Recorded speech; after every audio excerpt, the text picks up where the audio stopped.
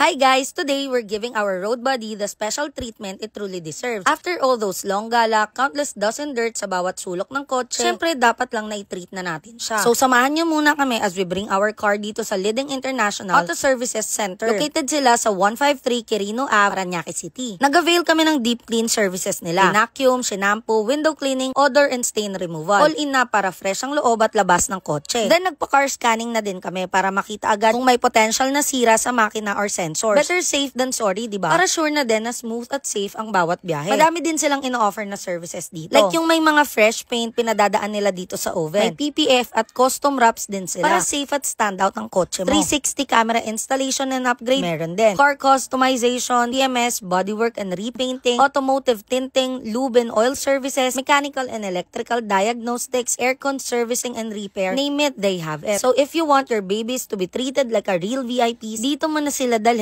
sa Liding International Auto Services Center. Sure ka ng maayos, malinis at quality ang service nila. Ayun lang, bye-bye!